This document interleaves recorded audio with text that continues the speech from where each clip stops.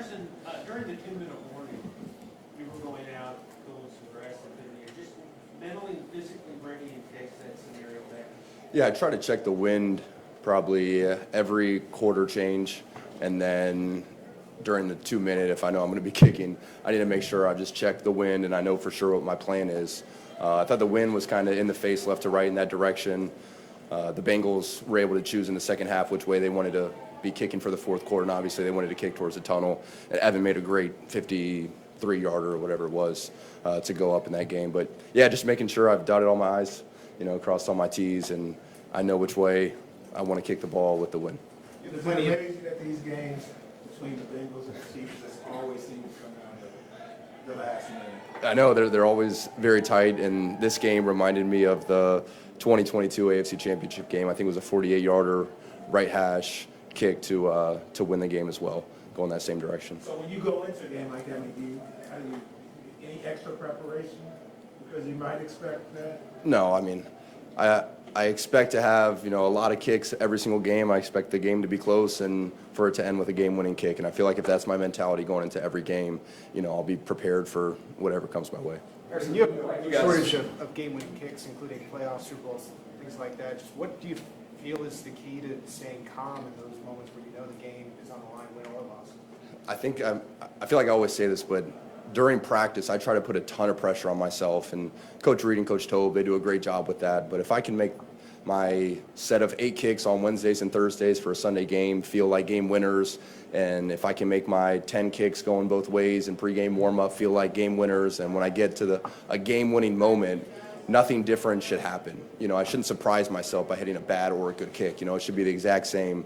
But I think when you are driving down the field for a game-winning kick, my focus is going to be greater than any other kick that game. It's hard not to be more dialed in, so I would expect to have a better kick for a game-winning kick, to be more dialed in and locked in for that moment. How do you actually do that in practice to make it feel like a game-winning kick?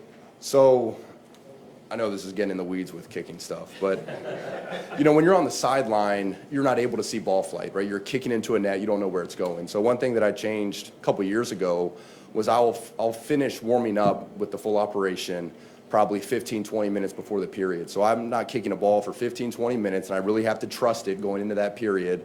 And then mentally, I just try to put a lot of pressure on myself, And then again, when you have Coach Reed standing behind you for every single kick, and we don't have music during that period, so the whole team's watching, it's kind of awkward silence, and it's just you, and are you making your kicks or not? And there's nowhere to hide. And, I think that prepares me really well for game days. How close were you guys to actually trying the 68-yarder? Yeah. I don't know. When we had that situation, I just ran on the field, and I think Coach Tobe looked at me a little confused. And then he looked at Coach Reed. He was like, "You want to kick it?" But I think I was just trying to sway their minds to kick the field goal. But when you think about it, there's 24 seconds left on the clock. So Maybe give it a shot. correct. Because if you miss that kick, they have, say, 20 seconds to get a first down or two, and then they're in field goal range. So, the adrenaline, you got 75,000 people who are breathless in the stadium. You can't replicate that during practice, right? So, Yeah. and the adrenaline and all that goes into it. Do you allow yourself to feed off that energy, or do you try to block it out and kind of control it? I think I try to block it out. It's hard not to feed off of it, but I try to block it out. What I don't like is when you're trotting on that field and the whole stadium's clapping, you're like, the game's not won yet, I still got to make this. They're like, oh yeah, okay, Harrison, he'll go make this kick. The offense did a great job getting him in position, but it's not a gimme. And that's one thing that I've really worked on, is making every kick a big kick. So even if it's, say we have a great touchdown and the whole stadium is erupting and they're applauding and they're happy, I really got to get in the zone for that extra point and convince myself that it's a game-winning kick, because if I don't, I'm going to feed off the energy. I'll be relaxed. Oh, we're going to make the extra point, and then you're not dialed in, and, ideally you make it, but you might miss it. So I try to be locked in as best I can. Yeah, it's tough when everyone's clapping, like, you're good to go. But, again, when it is a game-winning kick, my focus is going to be locked in, and I'll talk a little bit more about practice and how I put pressure on myself. It's easy as a kicker in practice.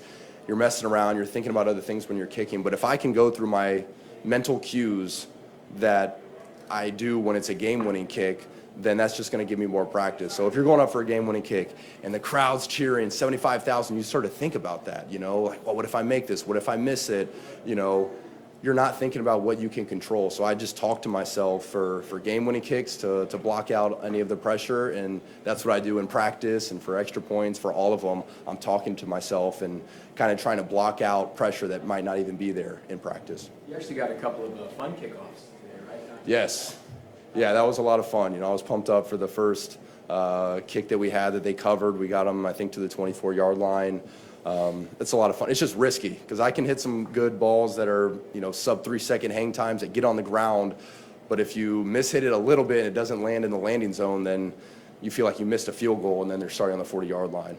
That first kickoff barely went in the end zone. You know, if it was probably 2 yards further to the right, that would have been flag out of bounds, 40-yard line. But I don't know, the new kickoffs, they feel like field goals to me now. You know, either make it or you miss it. But hopefully we'll get more returns because that makes the game a lot more fun.